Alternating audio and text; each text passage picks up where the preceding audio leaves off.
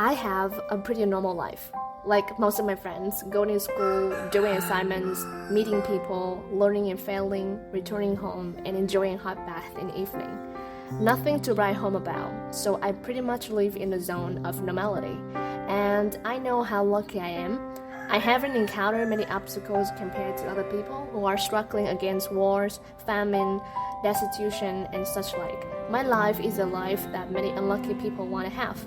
But it seems strange when I tell you that although my life has been like this since I was born, I just started to think about the idea of normality roughly 3 months ago.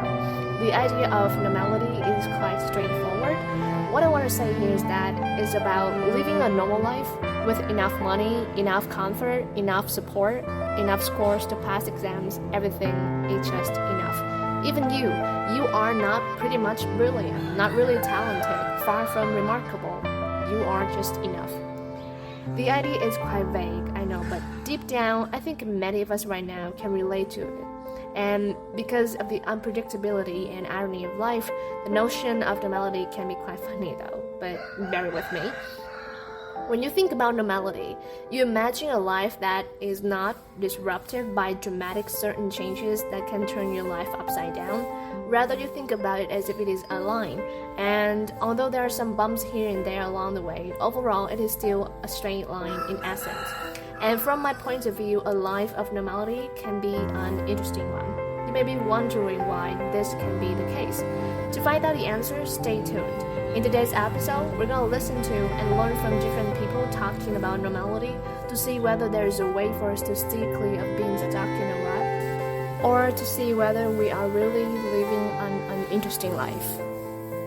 This is a Slide Series. I am Leonor Mendes, your host. A quick thank you to our podcast producers for making this series possible and your unflagging support for the Slide Series.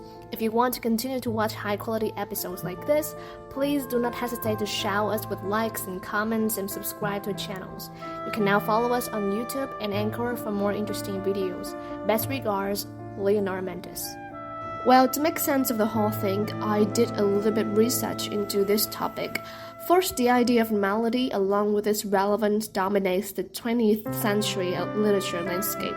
On this century 100 Years, 100 Books, co-hosts Sandra Newman and Catherine Nichols look back on the first 10 books on this century and what they tell us about the mindset of the 20th century.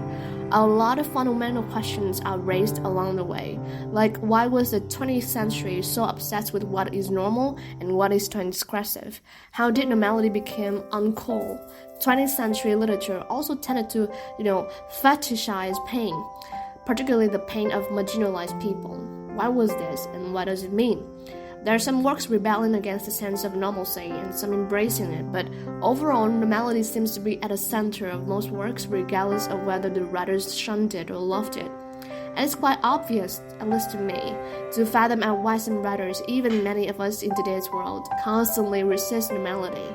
The fear of being ordinary, unexceptional, mediocre, or the fear of dying unnoticed, unacknowledged, and forgotten is so great that we keep telling to ourselves that we are obliged and should be so to live an extraordinary life. Having a sterling education transcript, nailing our first job, building a luxury home downtown, or having successful children who are very much supposed to be like us when they grow up. This all seems a lot of work. But the fear still sneaks somewhere right alongside our sense of self-esteem, and the latter seems to pale into insignificance whenever we stop listening to ourselves. Now, don't get me wrong, I am not against human endeavors. In contrast, I'm very much in favor of it. Due to our lofty goals and high expectations, we can build skyscrapers, monuments, museums. We can design smart homes, smart cars, and other stuff that's considered smart enough to offer us a great level of convenience. Having said that, it seems to me that we are so familiar with the lofty, the desirable, the I am supposed to have in our lives, that we agonize over ourselves when our lives are pretty, normal, not good enough. At this moment, we should reverse the question. What is it about normality that makes our lives worth living? Now, let us dive into the wisdom of James Joyce and learn from his character's vulnerability. Characters in Dubliners a book depicts the life of Dublin, Ireland, are far from special. They are frustrated by daily nuances and obligations like most of us. They are not heroes, but they are real, and thus we can relate to them. But a real normal person, without talents, without wealth, without physical attractiveness, can be a hero, a role model for us. And Leopold Bloom in Ulysses is just like that. In nearly all senses, the notion of Leopold Bloom as an epic hero is laughable. His job, talents, family relations, public relations, and private actions all suggest his utter ordinariness. And do you know what makes him special? Sympathy. It is only Bloom's extraordinary capacity for sympathy and compassion that allows him an unironic heroism in the course of the novel. Bloom's fluid ability to empathize with such a wide range of beings like cats, birds, dogs, dead men, vicious men, blind men, old ladies, a woman in labor, the poor, and so on, is the modern-day equivalent to Odysseus' capacity to adapt to a wide variety of challenges. Bloom's compassion often dictates the course of his day in the novel, as when he stops at the River Liffey to feed the gulls or at the hospital to check on Mrs. Purefoy. There is a network of symbols in Ulysses that present Bloom as Ireland's savior, and his message is, at a basic level, to love. He is juxtaposed with Stephen, who would also be Ireland's savior but is lacking in compassion. Yes, compassion. Bloom returns home, faces evidence of his cuckold status, and slays his competition, not with arrows, but with a refocused perspective that is available only through his fluid capacity for empathy. John Hans Vermeer, the Dutch artist who created paintings that are among the most beloved and revered images in the history of art. Although only about 36 of his paintings survive, these rare works are amongst the greatest treasures in the world's finest museums. Vermeer began his career in the early 1650s by painting large-scale biblical and mythological scenes. But most of his later paintings, the ones for which he is most famous, depict scenes of daily life in interior settings.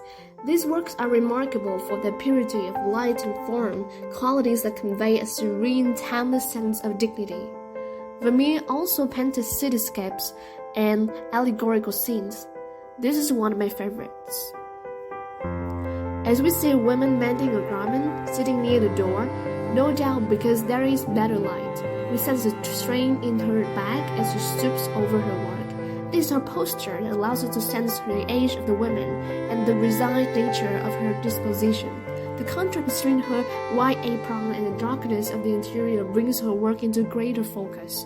Elsewhere down the alley, we see another woman at a washtub, her broom propped against the wall. Again, the simple presence of the room reveals the fact that she has just been sweeping and has now moved to her next chore. On the pavement, two children play. Are they the children or grandchildren of one of the women? The intense focus on the game mirrors the focus of the two older women. Both adults and children are engaged in the activity of their daily lives. The presentation of the facades, alleys, and rooflines of Delft are as expressive as the people. These are buildings at work. They have no pretense or grandeur. Rather, they have exposed muscle and sinew in the rough bricks and uneven mortar. The dark windows of the houses reveal nothing of the lives within, because the lives within are as everyday as women at work or the children at play. Even the way that the picture is composed reveals the workman-like nature of the subjects.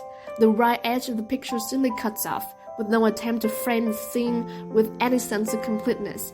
In our modern lives, we may imagine this is a view from a passing bus, a momentary view with no control over what is seen or how it is constructed. All of this adds to the unique character of the painting and reinforces the uncommon commonness of what Vermeer has captured. Beauty is too often measured in those things that are big, bold, brash, and opulent.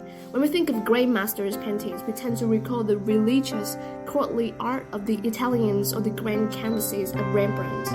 In effect, paintings about people and activities that are outside of the ordinary. Vermeer's The Little Street, we can see the beauty and quiet strength of the ordinary, without a grand theme, without an allegorical meaning, without martial bombast. Simply a small scene in which we can see, life.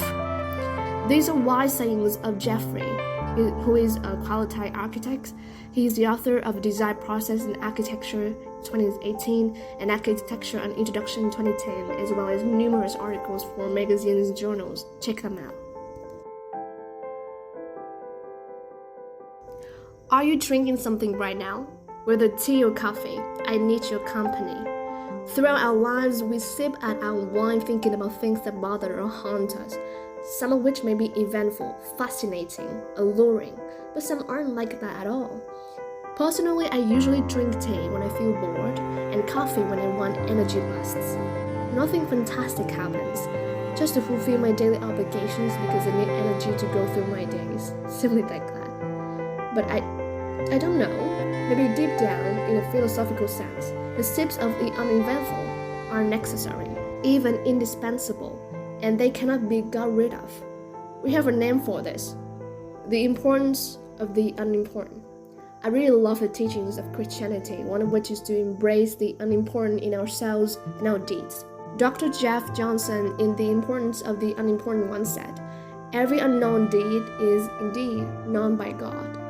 Every whispered prayer is heard by God and echoes throughout the throne room of God. As pride grips our society, know that you are important to the only one who truly matters. Your name may not be in billboards or up in colored lights, yet in our unimportance is where the believer finds our importance. Only this should be important to us. And maybe regardless of whether we are religiously devout or atheistic, we are all important in our different unimportant ways." That is the end of our episode number 9. Thanks for listening. Remember that you can now listen to the slide series on YouTube and Anchor. Please like and subscribe to our channel. Any feedback of yours will be important to us. I am Leonard Mendes, your host. See you all in the next episode.